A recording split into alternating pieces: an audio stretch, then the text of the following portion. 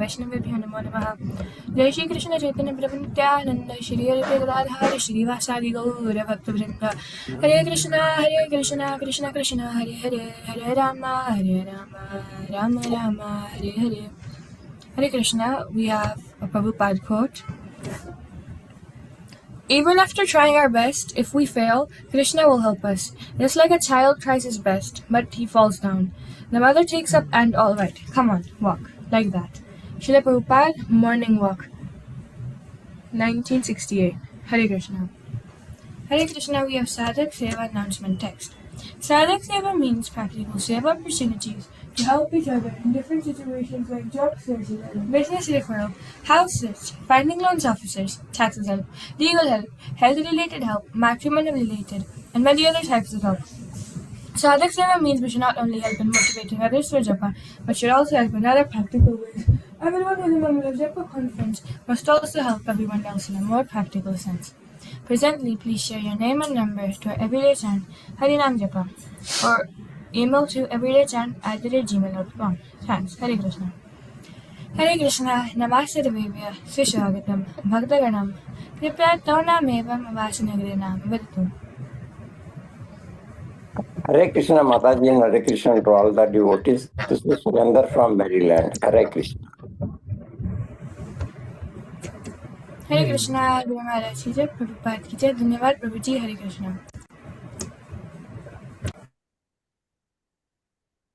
Hare Krishna Mataji, this is Amrita Mani Devi Dasi from Augusta, Georgia. Dandavat pranam to you and all the assembled devotees. All glories to Srila Prabhupada, all glories to Guru Maharaj. Hare Krishna.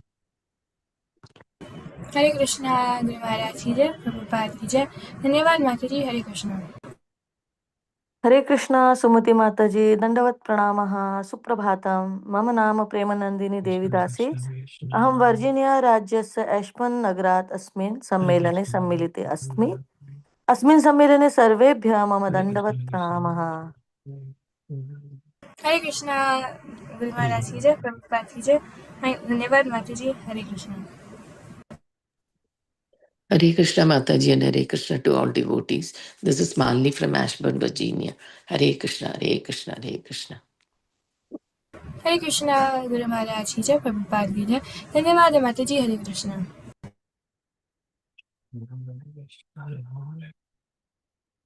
Hare Krishna. Would anybody else like to announce their name? Hare Krishna. Dear devotees, please accept my humble obeisances. All Guru Srila Prabhupada. This is Manidhar Das from Reading, Pennsylvania. Hare Krishna. हरे कृष्णा. गुरु महाराज की जय. प्रभुपाद की जय. धन्यवाद प्रभु जी. हरे Krishna. Hare Krishna. Would anybody else like to announce their names? Hare Krishna. Hare Krishna. Today we are going to start reading Srila Prabhupada Lilamrita. So we can start. Hare Krishna. Hare Krishna everyone. दंडवत प्रणाम. श्रीला प्रभुपाद की जय. गुरु महाराज की जय. I'm gonna start sharing my screen. Oh, Prabhuji. Yes, Mataji, I can do. Like, which one you want me to make you co-host? Like, No, I'm a co-host as number 2. I'm gonna share my screen. okay. Yeah, Yes. can you just make sure everyone is mute, Prabhu? Thank you so much. Yes. Yeah. So, Hare Krishna, everyone. Dandavat Pranam. Srila Prabhupada ki jai. We are going to start reading Srila Prabhupada Lilamrita from today. So, before we do that, we'll do the Mangalacharan prayers. ओम अज्ञानतिमिरन्धस्य ज्ञानाञ्जनशलाकया चक्षुरुन्मिलितं येन तस्मै श्रीगुरुवे नमः. श्रीचैतन्यमनोभीष्टं स्थापितं येन भूतले स्वयं रूपा गदामह्यं ददाति स्वपदान्तिकं. वन्देऽहं श्रीगुरौ श्रीयुतपदकमलं श्रीगुरून् वैष्णवांश्च श्रीरूपं साग्रजातं सहगणा रघुनाथान्वितं तं सजीवं साद्वैतं सावधूतं परिजनासहितं श्रीकृष्णचैतन्यदेव श्री राधा कृष्ण पादान सहगण ललिता श्री विशाखान्वितांश्च हे कृष्ण सकरुणा सिंधु दीनबंधु जगतपते गोपेश गोपिका कांता राधा कांता नमोस्तुते तप्त कांचन गौरंगी राधे वृंदावनेश्वरी ऋषभानुस्तुते देवी प्रणमामि हरिप्रिये वाञ्छा कल्पतरुभ्यश्च कृपा सिंधुभ्यैव च पतितानां पावनेभ्यो वैष्णवेभ्यो नमो नमः अनंत कोटि वैष्णव वृंद की जय श्रीला प्रभुपाद की जय. So welcome everyone.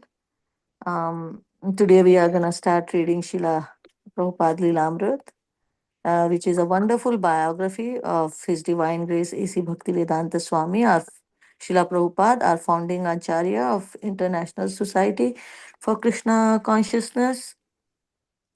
In this book, it describes how Srila Prabhupada, with deep faith in Krishna and to follow the order of his spiritual master, Srila Bhakti Siddhanta Saraswati Thakur Maharaj, he traveled from India to the West at a very advanced age of 69 with practically no material support, and how through his determination and devotion and humility he was able to spread the message of Krishna consciousness in all over the world.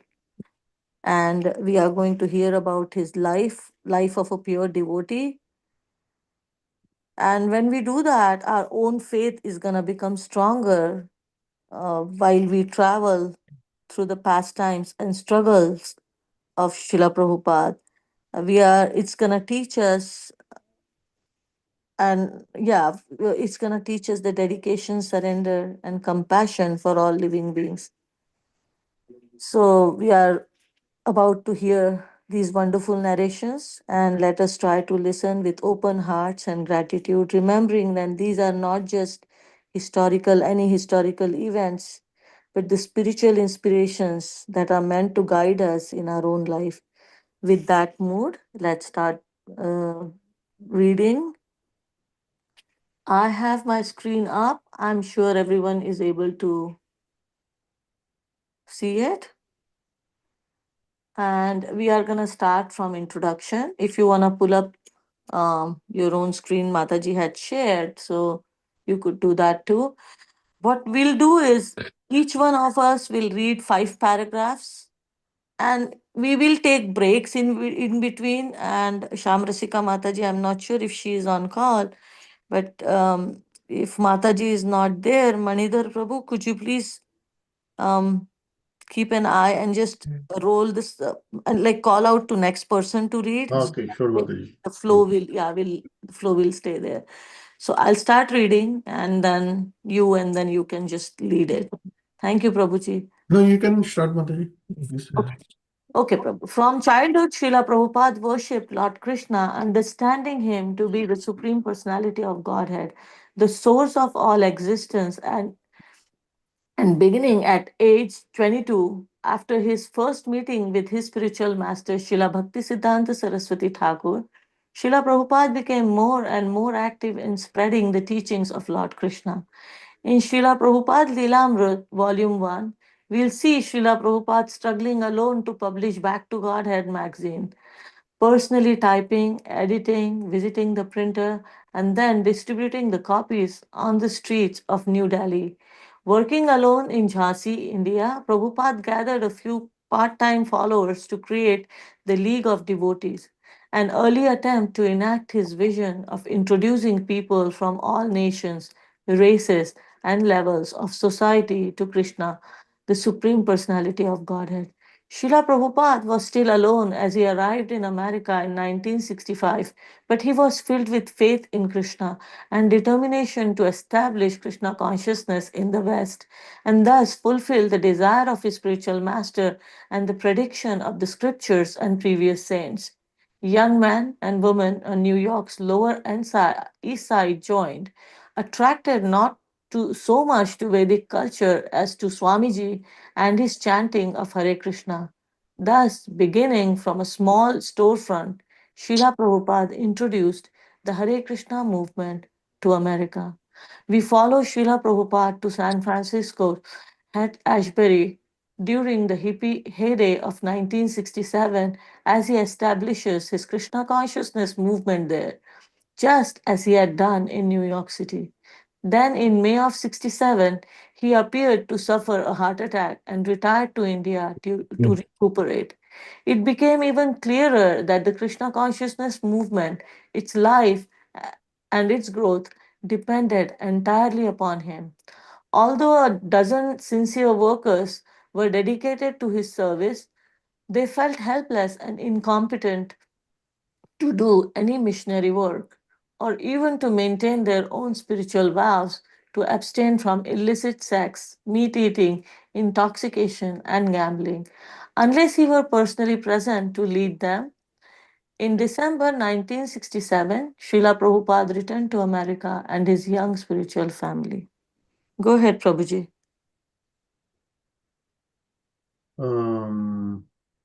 As Srila Prabhupada would comment several years later, his movement did not really begin until his return to America in December 1967. His time was limited, he knew.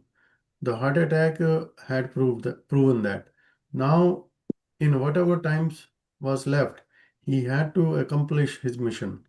And as his International Society for Krishna Consciousness began to grow, it gradually spread beyond its simple and sometimes humorous beginnings to become a spiritual institution considered noteworthy even among world religions. In the present volume, we follow Srila Prabhupada through the years of his greatest active participation in ISKCON, the International Society for Krishna Consciousness, as its sole leader. In 1968, Srila Prabhupada has approximately 50 disciples and 6 ISKCON centers. Although his followers have increased their numbers, most of them are no more than sincere neophytes. Prabhupada is personally available to each of his disciples, and he continues to manage and maintain each ISKCON center. Then, in July of 1970, Srila Prabhupada forms his governing body commission and begins to turn over ISKCON's management to his board of GBC secretaries. Yet, we find Srila Prabhupada still actively guiding the activities of his society, expanding by 1971 to 600 disciples and 65 centers. Although the teachings of Krishna consciousness have existed since time immemorial within India's Sanskrit Vedic literatures and are the origin and essence of all religious expression, until Srila Prabhupada began his preaching, Krishna consciousness in its original purity had never been widely spread. In the most popular and basic Vedic text, Bhagavad Gita, Lord Krishna teaches that he is the Supreme Personality of Godhead and that real religion, real knowledge, and real endeavor can be understood only when one dedicates his life to the loving service of the Lord. Only full surrender to the Supreme can bring one freedom from the laws of karma and cycle of repeated birth and death. Hare Krishna. So, I would like to request other devotees. I see Amrit Mani Mataji. You would like to read? Srila Prabhupada was convinced that devotional service to Lord Krishna is life's goal and that to engage others in devotional service is the highest welfare activity. And these convictions drove him in his traveling and preaching on behalf of his spiritual master and Krishna. Srila Prabhupada's success in spreading Krishna consciousness was due to his being directly empowered by the Supreme Personality of Godhead. Chaitanya Charitamrita states, Kali Kalera Dharma Krishna Nama Sankirtana, Krishna Shakti Vina Nahe Tara Parvartana. The fundamental religious system in the age of Kali is the chanting of the holy name of Krishna. Unless empowered by Krishna, one cannot propagate the Sankirtan movement. Yet, although Srila Prabhupada was empowered, his life story is not one in which success comes neatly and automatically. Everything being miraculously enacted by God, rather Srila Prabhupada's story is one constant attempts on behalf of his spiritual master. Successes come, but only after great endeavor and faith. Prabhupada encountered difficulties in trying to spread love of God in a godless world. He sometimes met opposition from governments, the media, the religionists, including those in India. And even within his own society, he met difficulties caused when his neophyte disciples fell to the allurements of the material world. Yet, through all difficulties, Srila Prabhupada preserved with the sublime tolerant kindness and unflinching determination of a pure devotee of Lord Krishna. By material standards, it is extraordinary that a person of Srila Prabhupada's age could constantly travel, confront problems and opposition, and simultaneously produce volume after volume of translated Vedic literatures. But material vision cannot comprehend Srila Prabhupada's activities.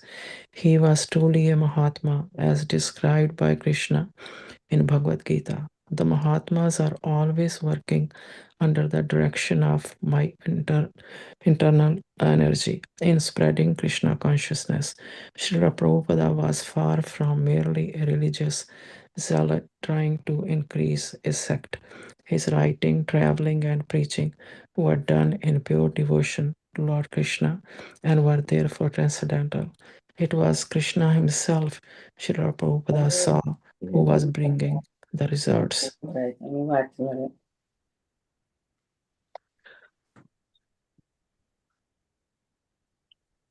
Hare Krishna, Prabhu. Hare Krishna, Mataji. Thank you for reading. Anybody else want to read? Surendra Bandari Prabhu, would you like to read?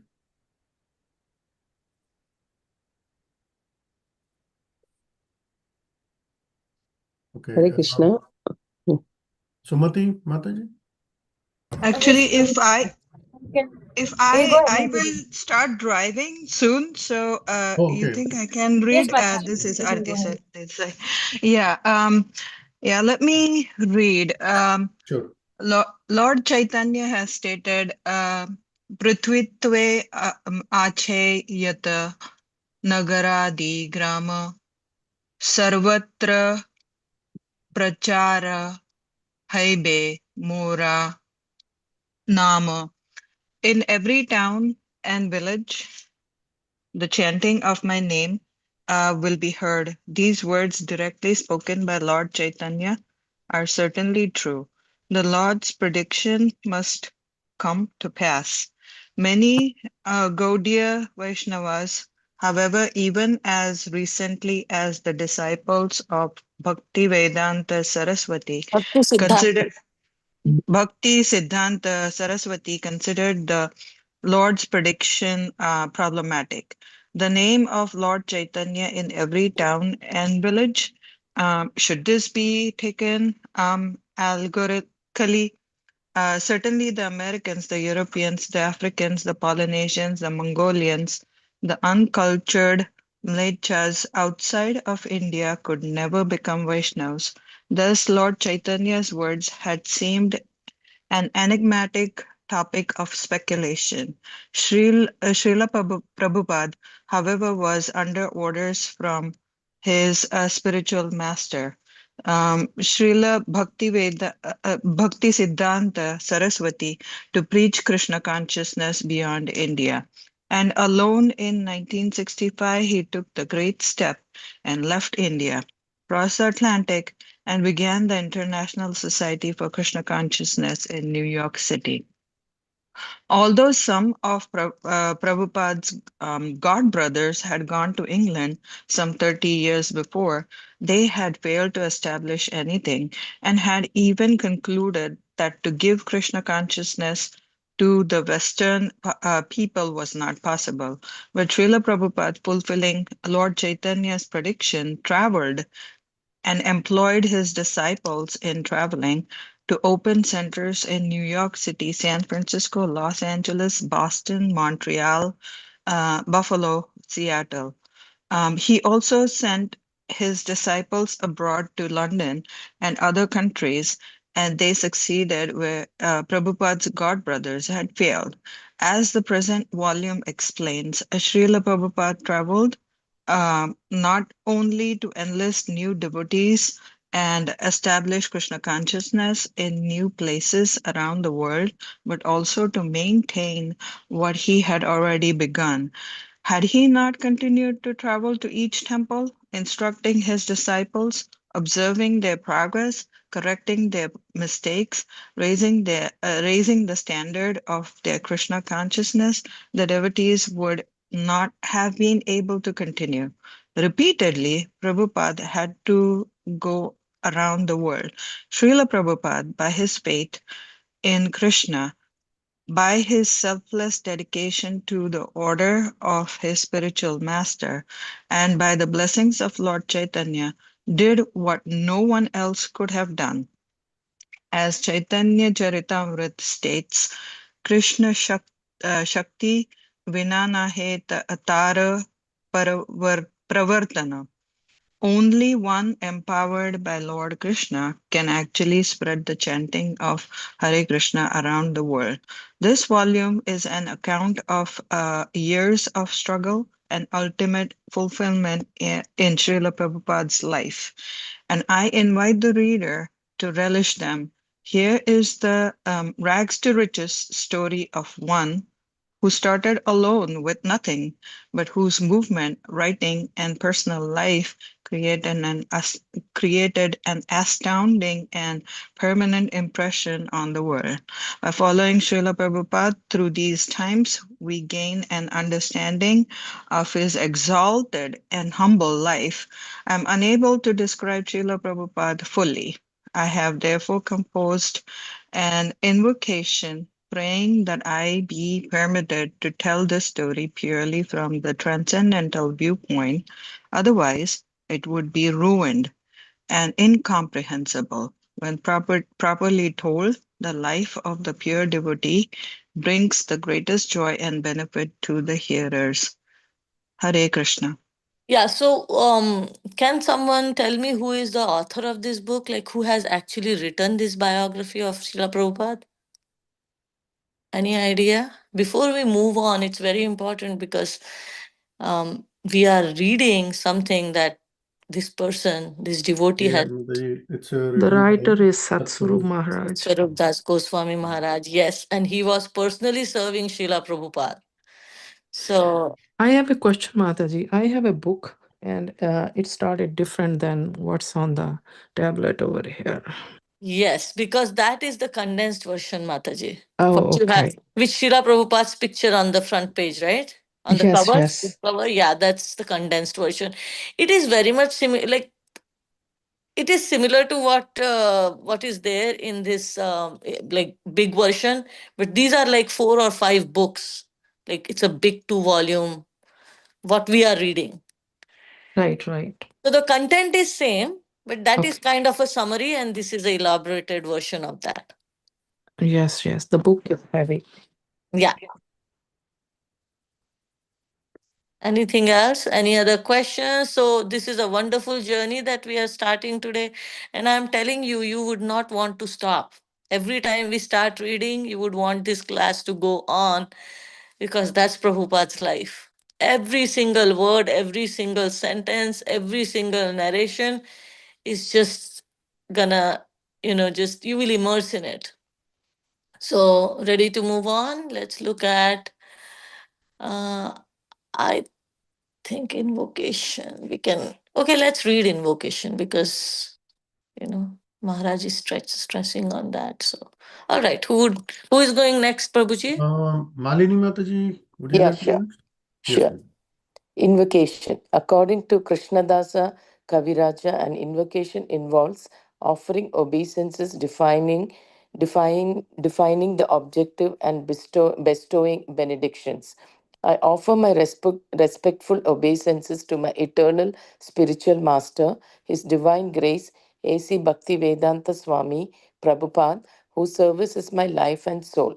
It is for his pleasure that I offer Srila Prabhupada Lilamrita as an act of devotional service. He has blessed the entire world with Krishna consciousness, and he is therefore the best friend of all people and all living entities. He is the most powerful Acharya, delivering pure love of God, and he is delivering the message of Lord Chaitanya strictly in disciplinic succession. No one else has ever spread Krishna consciousness as widely as he.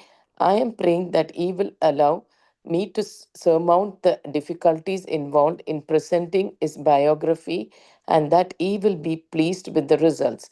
I am convinced that by his good wishes, this work can be successful and that if he is not pleased, I am powerless to write anything of merit. By offering obeisances to my spiritual master, I am offering respects to all other acharyas in the disciplinic succession, to Srila Prabhupada Guru, Bhakti Siddhanta Saraswati Thakur, to his Guru, and so on, to the six Goswamis, Lord Chaitanya and Lord Krishna himself. Only by the grace of Srila Prabhupada can I bow down in the temple, prostrate at the lotus feet of Gauranitai, Krishna Balarama, and Radha Shamasundara, and have access to their mercy. One objective of Srila Prabhupada Lilamrita is to present the life and teachings of Srila Prabhupada in the transcendental perspective, never portraying Srila Prabhupada as an ordinary man subject to the modes of nature, subject to the modes of nature. Srila Prabhupada was a divinely empowered, pure devotee. He was sent to this world by the Supreme Lord just to spread the Krishna consciousness movement to people of all nations, races, classes, and creeds, and thus to offer everyone the opportunity to become a pure devotee and go back to Godhead.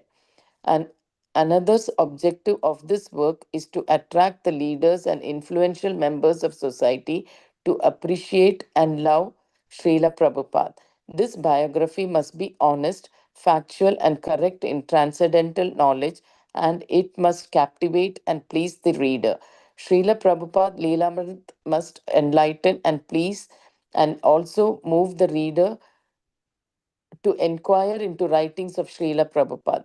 My ultimate objective is that the reader be further moved to take up service to His Divine Grace Srila Prabhupada. Although it is appropriate while writing an invocation to offer a benediction to the reader, I am fallen and cannot offer any benedictions. Yet I confidently assure my readers that by reading the life and teachings of Prabhupada, they will gain quick access to the mercy of Krishna, because it is only by mercy of great devotee that anyone gets the mercy of Krishna. By reading Srila Prabhupada Leelamrit, those who associated with and served Srila Prabhupada will refresh their remembrance of him and thus derive ecstasy and rededication to his service. Those who never knew Srila Prabhupada will also be blessed, because, according to the Vedic literatures, even a moment's association with the pure devotee can make one's life perfect. To read Srila Prabhupada Leelamrit is to associate with Srila Prabhupada through the transcendental process of hearing. Therefore, although I myself cannot award any benediction to my readers, this work can do so, as it attracts everyone to Srila Prabhupada. Hare Krishna. Yeah. Okay, so I see. Thank you, Mataji, for reading. Urvi, I see Urvi Mataji or Prabhu, like you want to read?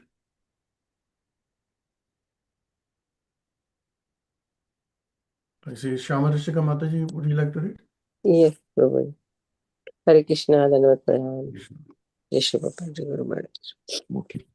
This having made the invocation to this work, offering obeisances, describing my objectives, and offering benedictions, I remain fallen and dumb, begging at the lotus feet of my Guru Maharaj and waiting for his mercy, which alone can allow this poor writer and poor devotee to speak well. My spiritual, my dear spirit, Srila Prabhupada, my dear Lord Krishna, if you think I can be trusted to write correctly, then please allow me to do so. There is a great need for this transcendental literature, as the human beings of Kali Yuga are in a deplorable state of spiritual blindness, with no knowledge of relief to be gained by service to the pure devotee. The devotion of the Lord and the many sincere followers of Srila Prabhupada are eagerly receiving this work. They want to hear more and more of Srila Prabhupada activities and instructions, and they want to see them presented expertly so that others may also become attracted to join us in loving, dedicated service to Guru and Gauranga. My dear Srila Prabhupada, I know I have to work hard to produce this literature, and I promise to you to do so, but my efforts will be only a spinning of concocted empty words unless this become present in these words and bring them to life with transcendental potency. Satsvarup Das Goswami Maharaj. Hare Wow, that was so powerful. My goodness. This is the mood we should have when we are performing our services. Any reflections? Anyone would like to share anything that stands out from this section? Stands out to you?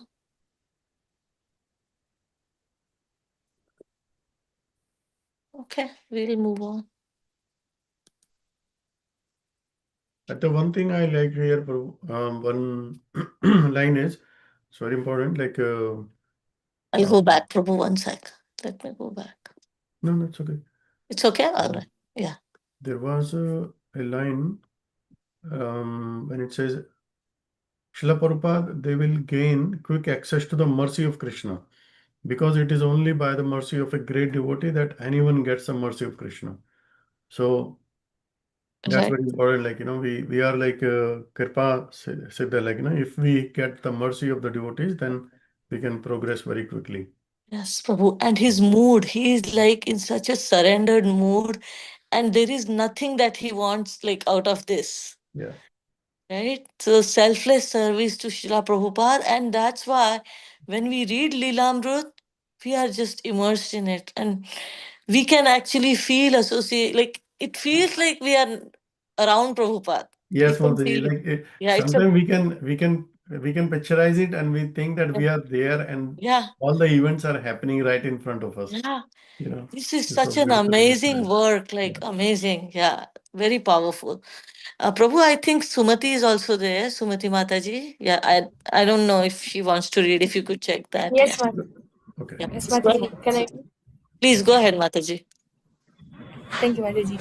Chapter 1, Childhood. We would be sleeping, and father would be doing arati. Ding, ding, ding. We would hear the bell and wake up and see him bowing down before Krishna, Srila Prabhupada. It was Janmashtami, the annual celebration of the advent of Lord Krishna some 5,000 years before. Residents of Calcutta, mostly Bengalis and other Indians, but also many Muslims and even some British, were observing the festive day, moving here and there throughout the city streets to visit the temples of Lord Krishna.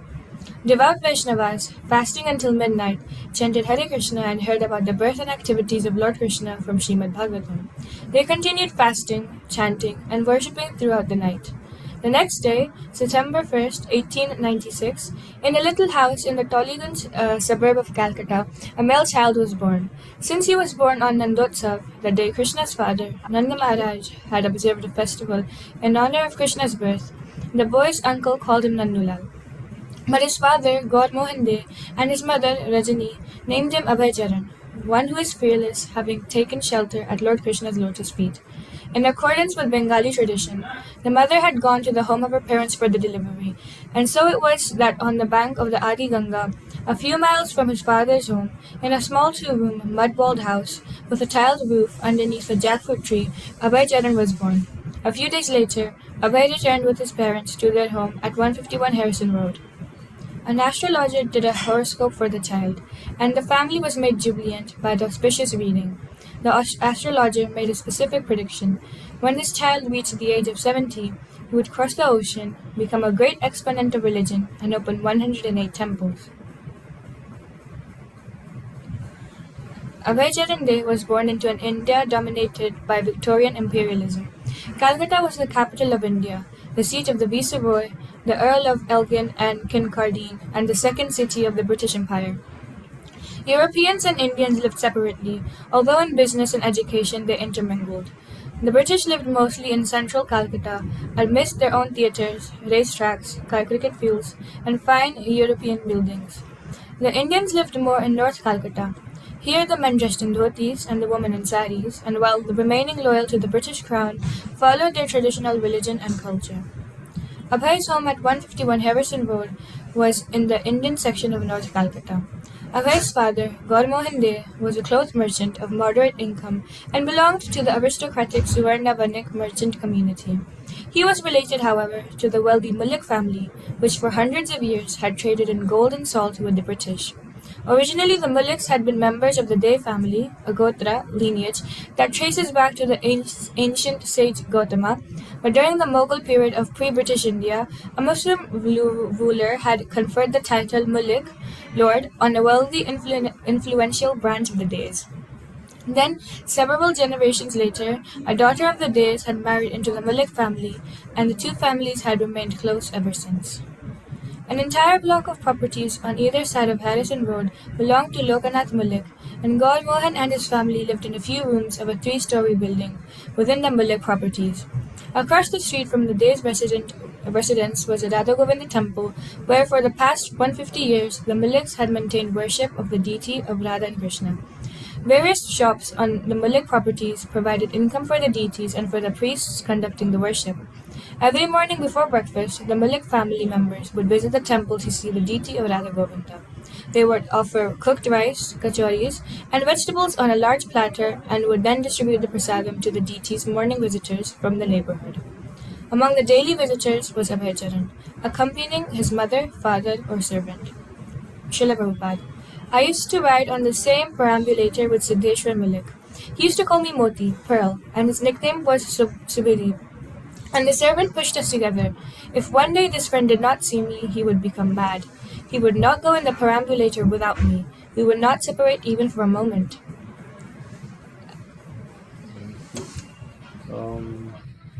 Thank you for reading. Anybody else? I see Gita 9. Mataji, want to read? Hare Krishna Prabhuji, if Yes, you Mataji. don't mind, can I pass today? Yeah. Oh, sure, Mataji. Thank you. Thank you, So Prabhuji. I think everybody has read. So, but there is one more person. iPhone. Prabhu Sandeep wants to read. Okay. I would like Yes, to. Prabhu. Hari bol, Prabhu. Very well. Thank you so much. Yes. As a servant push the baby carriage into wild expanse of Harrison Road. Timing is crossing between the bicycles and horse-driven hackneys. The two children in the pram gazed up at the fair sky and tall trees across the road. Sounds and sights of hackneys with their large wheels spinning over the road caught the fascinated attention of the two children. The servant steered the carriage towards the arch gateway within the sandstone wall bordering Radha Govinda Mandira. And as Abhay and his friend rode underneath the ornate metal arch and into the courtyard, they saw high above them two stone lions, the heralds and the protectors of the temple compound, their right paws extended. In the courtyard was a circular drive, and on the oval lawn were lampposts with gas lights and the statue of a young woman in robes. Sharply chirping sparrows flitted in the shrubs and trees, or hopped across the grass, pausing to peck the ground, while choruses of pigeons cooed, sometimes abruptly flapping their wings overhead, sailing off to another perch or descending to the courtyard. Voices chattered as Bengalis moved to and fro, dressed in simple cotton saris and white dhotis. Someone paused by the carriage to amuse the golden-skinned boys with their shining dark eyes. but mostly people were passing by quickly going into the temple. The heavy double doors leading to the inner courtyard were open, and the servant eased the carriage wheels down the foot deep step and proceeded through the foyer, then down another step into the bright sunlight of the main courtyard. There they faced a stone statue of Garuda perched in a 4 foot column. This carrier of Vishnu, Garuda, half man, half bird, kneel onto one knee, his hands folded prayerfully, his eagles big, strong, and his wings poised behind him. The carriage moved ahead past two servants sweeping and washing the stone courtyard. It was just few paces across the courtyard to the temple. The temple area itself, open like a pavilion, was a raised platform with a stone roof supported by stout pillars 15 feet tall. At the left end of the temple, the pavilion stood a crowd of worshippers waving the deities on the altar. The servant pushed the carrier closer, lifted the boys out, and then, holding their hands, escorted them to reverentially before the deities. Srila Prabhupada. I can remember standing at the doorway of Radha Govinda temple, saying P.S. Radha Govinda Murti. I would watch for hours together. The deity was so beautiful and with his slanted eyes. Radha and Govinda, freshly bathed and dressed, now stood on their silver throne amidst the vases of fragrant flowers. Govinda was about 18 inches high, and Radharani, standing to his left, was slightly smaller. Both were golden. Radha and Govinda both stood in the same gracefully curved dancing pose, right leg bent at the knee and right foot placed in front of the left. Radharani, dressed in the lustrous silk sari, held up her reddish right palm in the benediction, and Krishna, in his silk jacket and dhoti, played on a golden flute. At Govinda's lotus feet were green tulsi leaves with pulp of sandalwood hanging around their lordships' necks, and reaching down almost to their lotus feet were several garlands of fragrant night blooming jasmine, delicate trumpet like blossoms resting lightly on Radha and Govinda's divine forms. Their necklaces of gold, pearls, and diamonds shimmered. Radharani's bracelets were of gold, and both she and Krishna wore gold embroidered sari chadar about their shoulders. The flowers in their hands and hair were small and delicate, and the silver crowns on their heads were bedecked with jewels.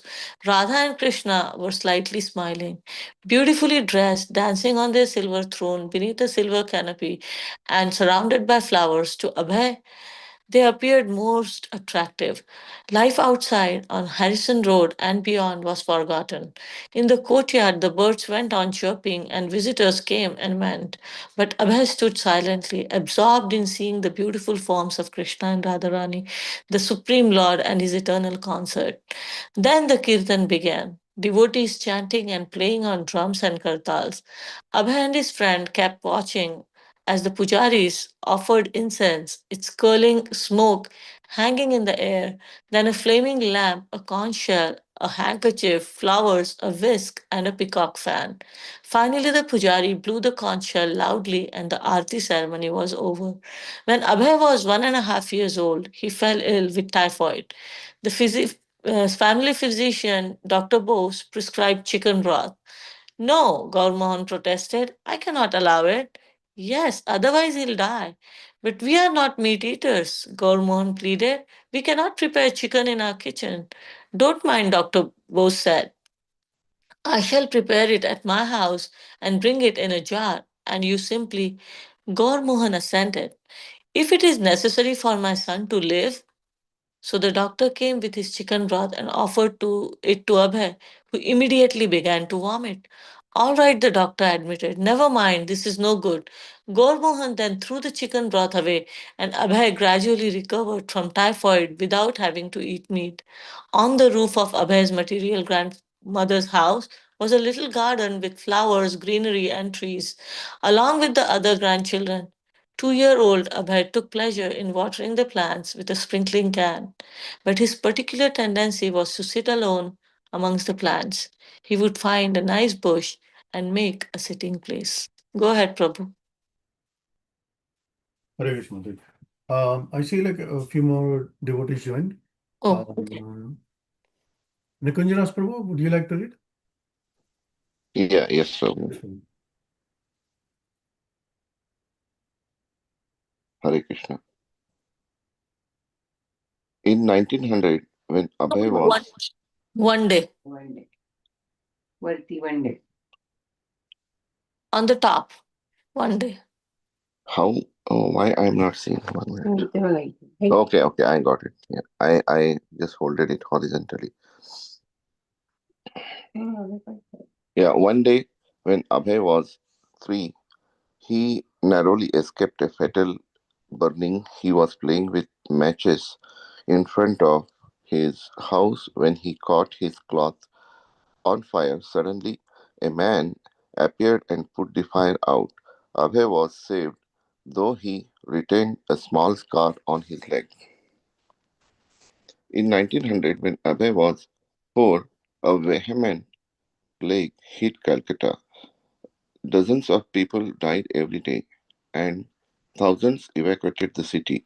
When there seemed no way to check the plague, an old Babaji organized Hare Krishna Sankirtana all over Calcutta, regardless of religion. Hindu, Muslim, Christian, and Parsi all joined, and a large party of chanters traveled from street to street, door to door, chanting the name Hare Krishna, Krishna Krishna, Hare Hare, Hare Ram, Ram Ram, Hare Hare. The group arrived at Gaur Mohan's house at 151 Horizon Road, and our and Gaur Mohan eagerly received them. Although Abhay was a child, his head reaching only up to the knees of the chanter, he also joined in dancing shortly after this. The plague subsided. Sorry.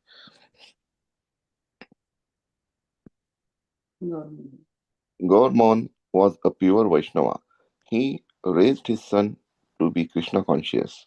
Since his own parents had also been Vaishnavas, Gormon had never touched meat, fish, egg, tea, or coffee. His complexion was fair and his disposition reserved. At night, he would lock up his cloth shop, set up a bowl of rice in the middle of the floor to satisfy the rats so that they would not chew the clothes in their hunger and return home. Then he would read from Chaitanya Charitamrita and Srimad Bhagavatam, the main scriptures of Bengali Vaishnavas, chant on his japa beads, and worship the deity of Lord Krishna. He was gentle and affectionate and would never push Abhay. Even when obliged to correct him, Gaur Mohan was first apologize. You are my son, and so now I must correct you. It is my duty. Even Chaitanya Mahaprabhu's father would chastise him, so don't mind. Srila Prabhupada,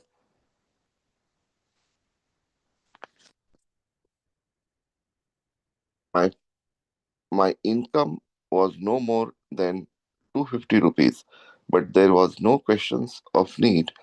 In the mango session, when we were in the mango season, when we were children, we would run through the house playing and we would grab mangoes as we were running through. And all through the day, we would eat mangoes. We would have to think, can I have a mango? My father always provided. Mangoes were 1 rupee a dozen. Life was simple, but there was always plenty. We We were middle class, but receiving 4 or 5 guests daily. My father gave 4 daughters in marriage, and there was no difficulty for him. Maybe it was not a very luxurious life, but there was no scarcity of food or shelter or clothes. Daily he purchased 2.5 kilograms of milk. He did not like the purchase. He did not like to purchase retail, but would purchase a year's supply of coal by the cartload. We were happy, not that because we did not purchase a motor car, we were unhappy. My father used to say, God has 10 hands. If we want to take away from you, if he want to take away from you with 2 hands, how much can you protect? And if he want to give to you with 10 hands, then with your 2 hands, how much can you take? My father would rise a little late, around 7 or 8. Then, after taking bath, he would go purchasing. Then, from 10 o'clock to 1 in the afternoon, he was engaged in puja. Then he would take his lunch and go to the business. And in the business shop, he would take a little rest for 1 hour. He would come home from business at 10 o'clock at night, and then again he would do puja. Actually, his real business was puja. For livelihood, he did some business, but puja was his main business. He would be sleeping, and father would be doing arti. We would be sleeping, and father would be doing arti. Ding, ding, ding. We would hear the bell. Can you please? Mm.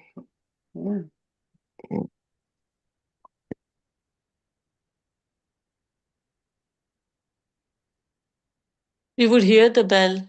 1 minute. Okay. Yeah. We would hear the bell and wake up and see him bowing down before Krishna. Gaur Mohan wanted Vaishnava goals for his son. He wanted Abhay to become a servant of Radharani, to become a preacher of Bhagavatam, and want to and want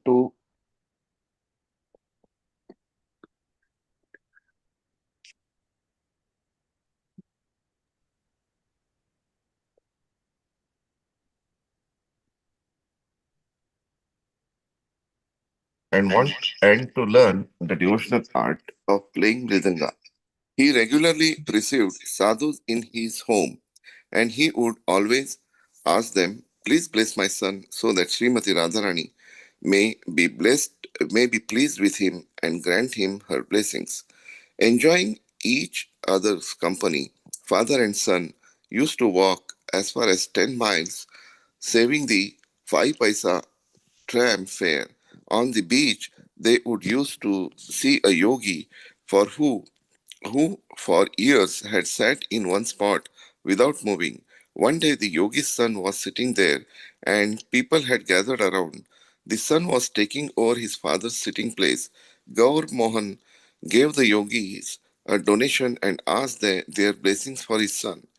When Abhay's mother said she wanted him to become a British lawyer when he grew up, which meant he would have to go to London to study, one of the Mulik uncle thought it was a good idea, but want, Gormon would not hear of it. If Abhay went to England, he would be influenced by European dress and manners.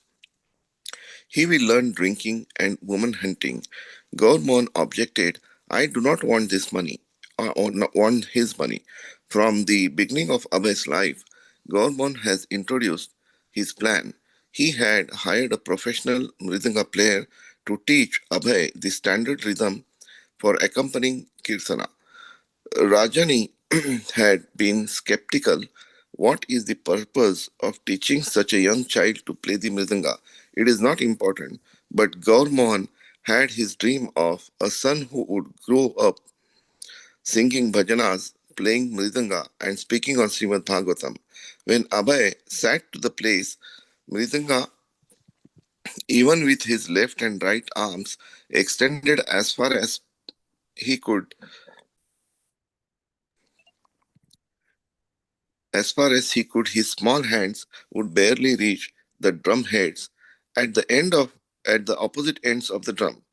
With his right wrist, he would flick his hand just as his teacher instructed, and his fingers would make a high-pitched sound.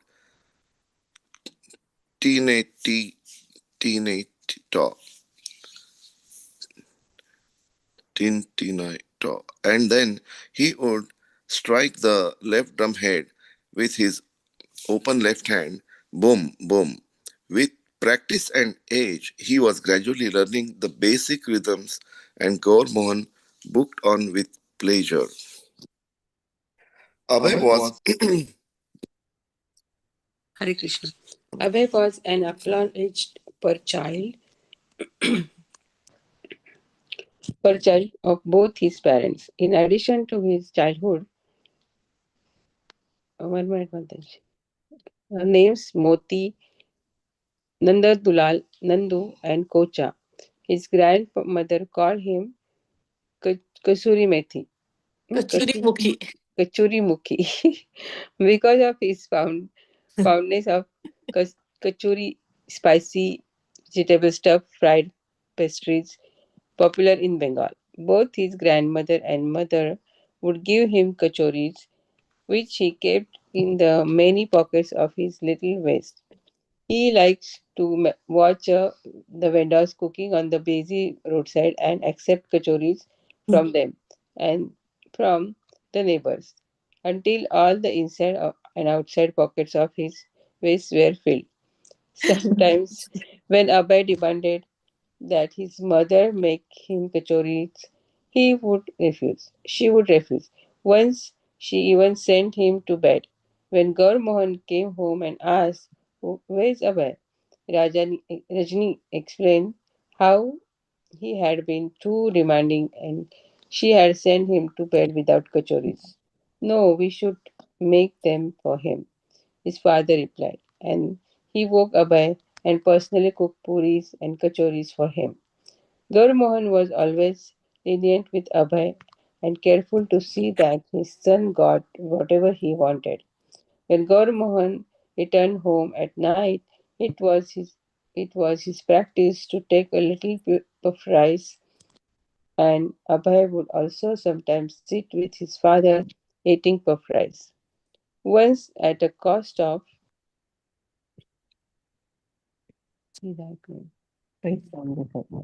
once at Mataji. a cost of 6 rupees, Gaur Mohan bought Abhay a pair of shoes imported from England, and each year through a friend who traveled back and forth from Kashmir. Gaur Mohan would present his son a Kashmiri shawl with a fancy hand-sewn border. One day in the market, Abhay saw a toy gun he wanted.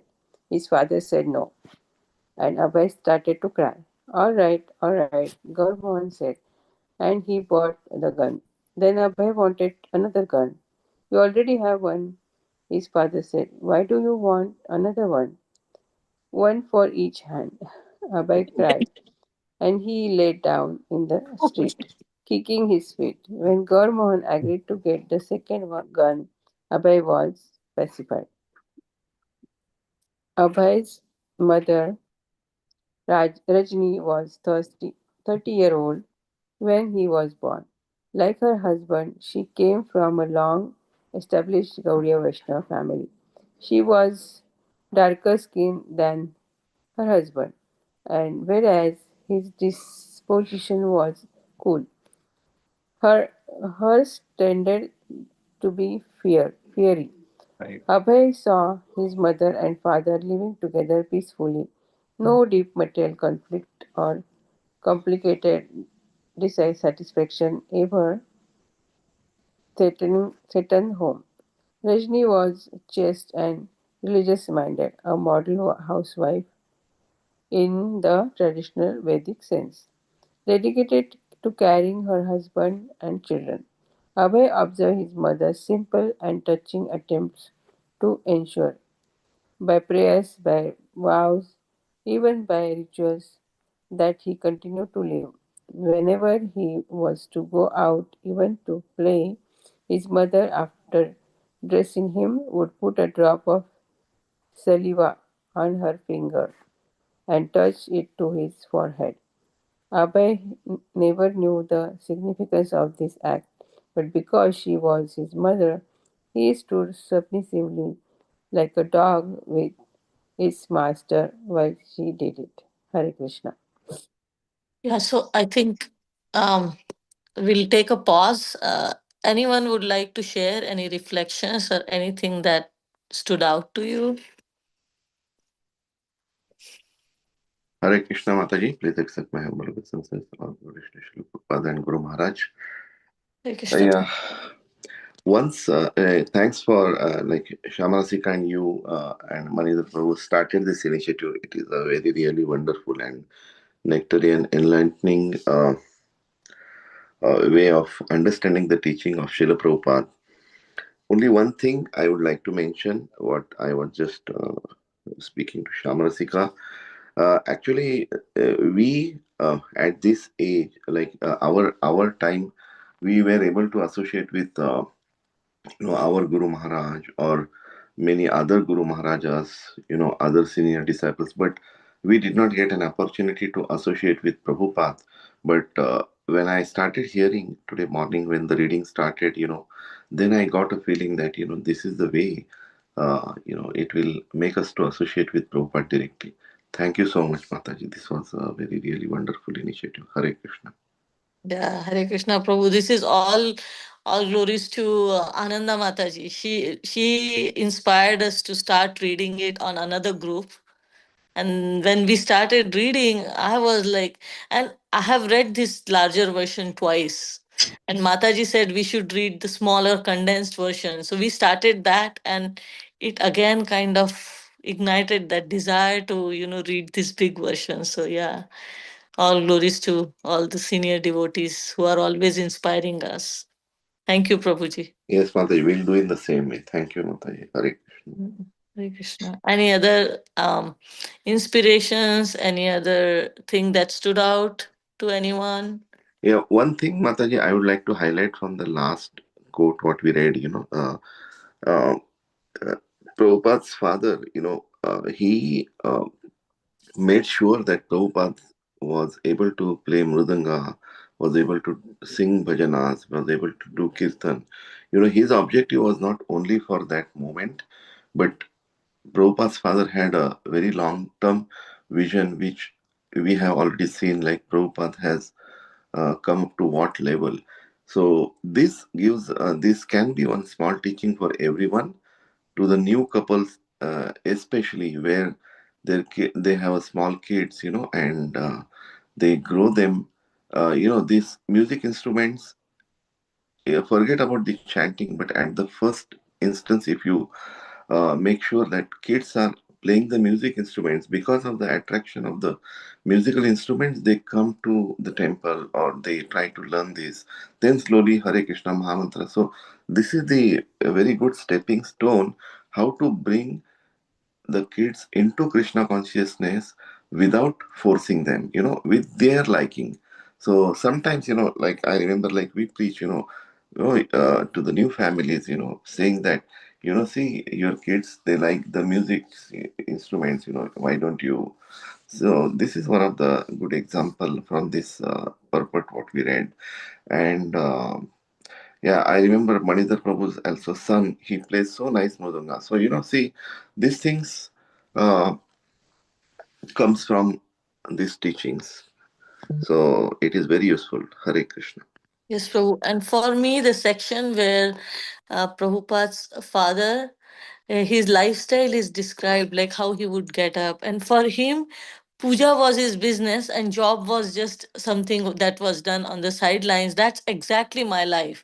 For my father, like I have always seen my father getting up at 3, and from 4:30 the bells would ring in my house and the puja would go on until 9, 9:30.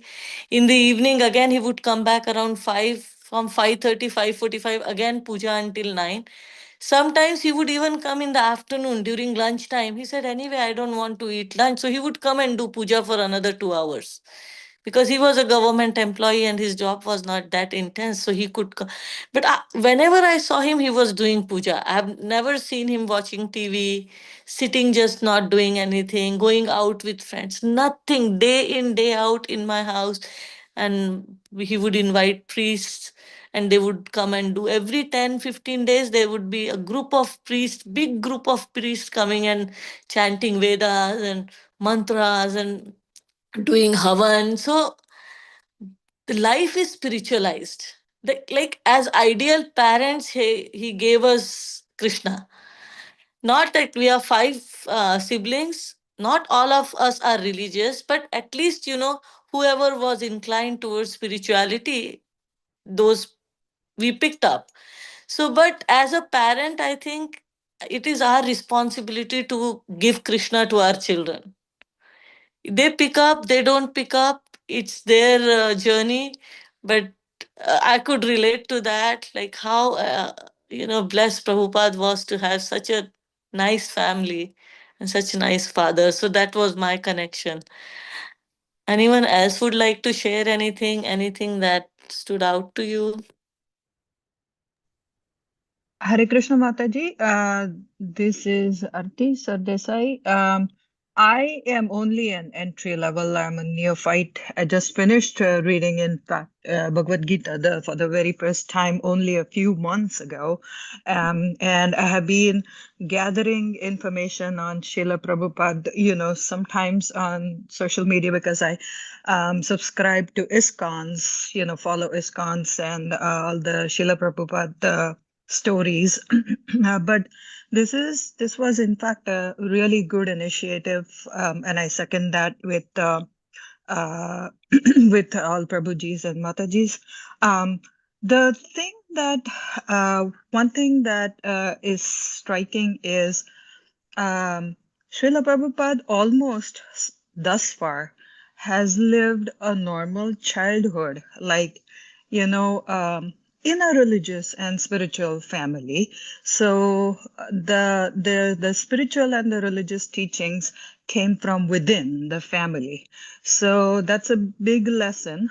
Some families do good things for the society. Some families do good for the others and the world and for the education of others, and lots of other stuff. Some people are very artsy, but some amount of spirituality is necessary, which is a good thing because this is what like Srila Prabhupada also asked for the toy guns, and he needed two of them because he has two hands, so he needed guns in both hands, although it was a toy gun. So there are some thing now we say, okay, the guns are not good. Even starting the guns, playing with them is not good. Uh, so those kind of stuff. And he used to throw tantrums, but at the same time, he also followed what his parents, so he was a good child and he followed what his family teachings were. So that was one thing that was like kind of revealing to me. And on the note of joke, as we were reading through the paragraphs, when Srila Prabhupada had typhoid and the doctor suggested chicken broth. And now this is a living proof or a proof in history that you don't need to, like, even these nowadays, they say, chicken broth is good for cough and cold, and you don't need to eat any meat. There are lots of vegetarian stuff. And then looks like Srila Prabhupada only with some basic medications and God's will recovered from a deadly disease back Yeah. then, at least from Yes. typhoid. So Yeah, that's Mataji. it's Yeah, yeah. Mataji, my younger son, when he was growing up, he had like he had serious allergies. He was allergic to everything except rice. Only rice water he could digest. This went on for years, and doctors kept telling us, give him meat, he should eat beef and pork, like good red meat, to sustain and to survive. And we had to make a decision, and that's what we like. Coming from a religious family and having it really helps. It gives you that strength. And I would just like, it was impossible. I had never even, like, in my family, we never ate even onion garlic. So red meat was something like impossible. Like, how can you feed red meat to your child? And we were like, I know nothing is gonna happen, he will be fine. And with that faith and with grace of the Supreme, he survived, Mataji. These doctors, they just, I don't think that's real. Like, without meat, you cannot. Go ahead, Mataji. Sorry, I interrupted you. Go ahead, Mataji. Aarti Mataji. Aarti Mataji. Yeah, I Sorry, think it took me a while to Sorry. unmute. I'm sorry. Yeah, so I could just, Yeah. like, yeah, that's so true what you are saying. Yeah, that's a very good. No, that's all I wanted to say. Actually, I have a few more minutes because my other thing got delayed by another 15 minutes. So I can read if you want a few paragraphs. Yeah, sure. Why don't you go ahead, Mataji, since you have Yeah. time? Go ahead. Yeah. So we are starting from Yeah. Gaur Mohan, right? Yeah. Yeah. Like Gaur Mohan, Rajni treated Abhay as the pet child, but whereas her husband expressed his love through leniency, and wow, this light is reflecting so much. I'm sorry. Leniency and plans for this for his son's spiritual success. She expressed hers through attempts to safeguard Abhay from all danger, disease, and death. She once offered blood from her breast to one of the demigods with the supplication that Abhay be protected on all sides from danger. At Abhay's birth, she had made a vow to eat with her left hand until the day her son would notice and ask her why she was eating with the wrong hand. One day, when little Abhay actually asked, she immediately stopped. It had been just another prescription for his survival, for she thought that by the strength of her vow, he would continue to grow, at least until he asked her about the vow. Um, had he not asked, she would never again have eaten with her right hand. And according to her superstition, he would have gone on living, protected by her vow. For his protection, she also put an iron bangle around his leg. His playmates asked him what it was, and Abhay self-consciously went to his mother and demanded, "Open this bangle." When she said, "I will do it later," he began to cry, "No, now." Once Abhay swallowed a watermelon seed, and his friends told him it would grow in his stomach into a watermelon. He ran to his mother, who assured him he didn't have to worry. She would say a mantra to protect him. Srila Prabhupada. Mother Yashoda would chant mantras in the morning to protect Krishna from all dangers throughout the day. When Krishna killed some demon, she thought it was due to her chanting. My mother would do a similar thing with me. His mother would often take him to the Ganges, and personally bathed him. She also gave him a food supplement known as Horlicks. When he got dysentery, she cured it with hot puris and fried eggplant with salt. Though sometimes when he was ill, Abhay would show his obstinacy by refusing to take any medicine. But just as he was stubborn, his mother was determined, and she would forcibly administer medicine into his mouth, though sometimes it took 3 assistants to hold him down. Srila Prabhupada. I was very naughty when I was a boy. I would break anything. When I was angry, I would break the glass hookah pipes. Oh my God, which my father kept to offer to guests. Once my mother was trying to bathe me, and I refused and knocked my head on the ground, and blood came out. They came running and said, "What are you doing? You shall kill the child." Abhay was present when his mother observed the ceremony of um, Sadhahotra during the 7th and 9th months of her pregnancies. Freshly bathed, she would appear in new clothing along with the children and enjoy a feast of whatever foods she desired, while her husband gave goods in charity to the local Brahmins who chanted mantras for the purification of the mother and the coming child. Abhay was completely dependent on his mother. Sometimes she would put his shirt on backwards and he would simply accept it without mentioning it. Although he was sometimes stubborn, he felt dependent on the guidance and reassurance of his mother.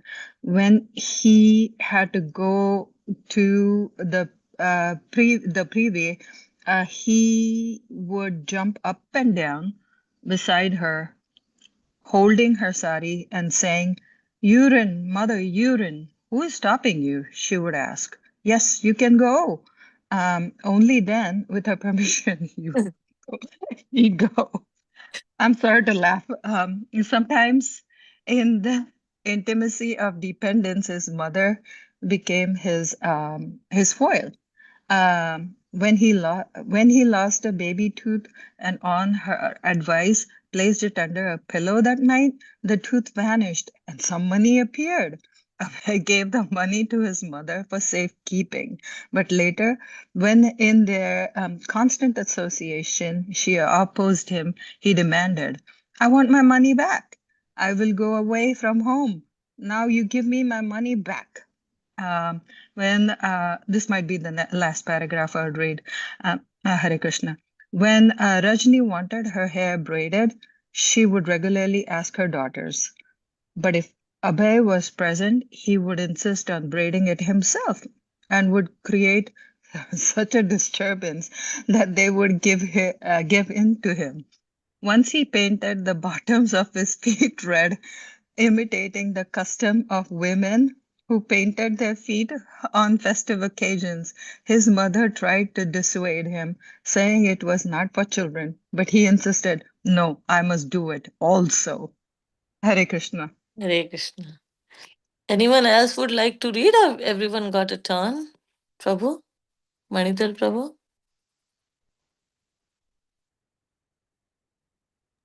I think everybody read. Yes. Yes, Mataji, everybody. Yogesh, Prabhu. He recently Hare joined. Krishna Prabhuji. I joined little late. I was in my previous class. So,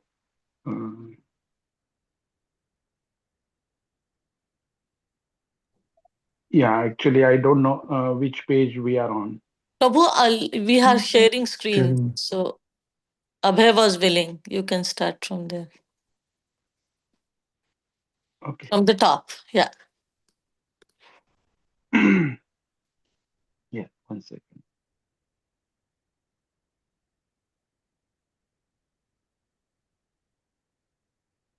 Yeah. Abhay was unwilling to go to school. Why should I go? He thought. I will play all day. When his mother complained to Gaur Mohan, Abhay, sure that his father would be affectionate, said, "No, I shall go tomorrow." "All right, he will go tomorrow," said Gaur Mohan. "That's all right." But the next morning, Abhay complained that he was sick and his father indulged him. Rajni became upset because the boy would not go to school, and she hired a man for 4 rupees to escort him there. The man, whose name was Damodar, would tie Abhay about the waist with a rope, a customary treatment to take him to school. and present him before his teacher. When Abhay would try to run away, Damodar would pick him up and carry him in his arms. After being taken a few times by force, Abhay began to go on his own. Abhay proved an attentive, well-behaved student, though sometimes he was naughty. Once, when the teacher pulled his ear, Abhay threw a kerosene lantern to the floor, accidentally starting a fire. In those days, any common villager, even if illiterate, could recite from the Ramayana, Mahabharata, or Bhagavatam. Especially in the villages, everyone would assemble in the evening to hear from these scriptures. It was for this purpose that Abhay's family would sometimes go in the evening to his maternal uncle's house about uh, 10 miles away, where they would assemble and hear about the Lord's transcendental pastimes. They would return home discussing and remembering them and then go to bed and dream Ramayana, Mahabharata, and Bhagavatam. After his afternoon rest and bath, Abhay would often go to neighbor's house and look at the black and white pictures in Mahabharata.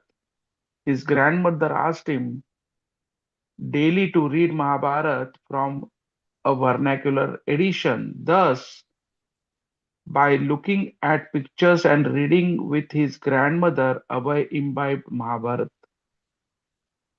Ah, In Abhay's childhood play, his younger sister Bhavatarini was often his assistant.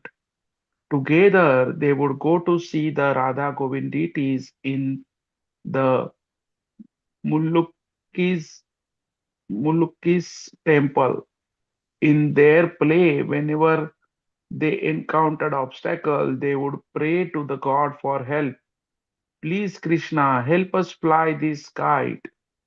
They would call as they ran along, trying to put their kite into flight.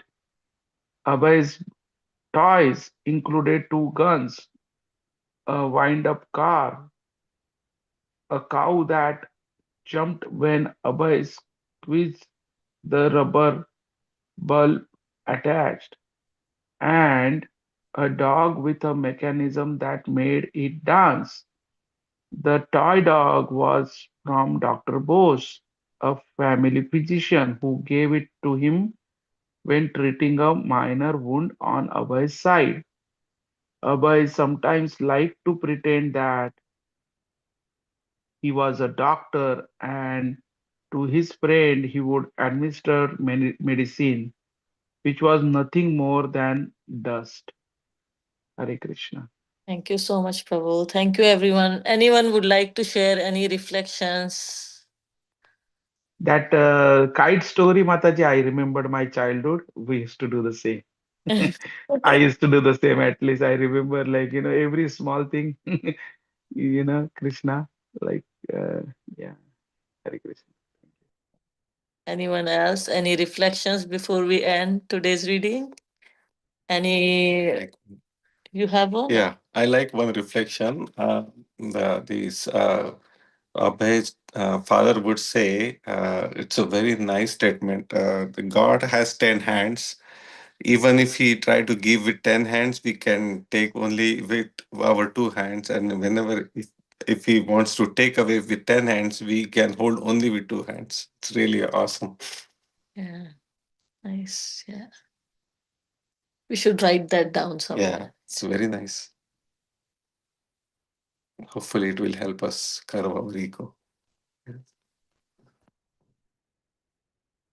All right, I think we can stop here. Hare Krishna Mataji, thank you so much for this Nectarian reading class and session. Sorry. Sorry, I couldn't wake up today because of daylight saving and yesterday's some things were late night I have to do. So thank you so much, Madhya Prabhu and Padmini Radha Mataji. And also, I also like the Sandeep Prabhu's point that what he mentioned now. So thank you so much, everybody. Thank you, Mataji. Hare Krishna. Hare Krishna, Mataji. Thank you so much. Hare Krishna. Happy Krishna Conscious Day. Happy Yes, Women's to Day. all of you. Thank Happy you. Women's Day. Hare Krishna. Thank you, Mataji. Vancha kalpatarubhyascha kripa sindhubhya eva cha patitanam pavanebhyo vaishnavebhyo namo namah. Ananta Koti Vaishnav Ananta Koti Vrinda Vaishnava. ki Srila Prabhupada ki jai. All the assembled devotees ki Jai. Hare Krishna everyone. Hare Krishna, Hare Krishna. Krishna, Thank you. Hare Guru Bol, Hare Premanande. Bol. Hare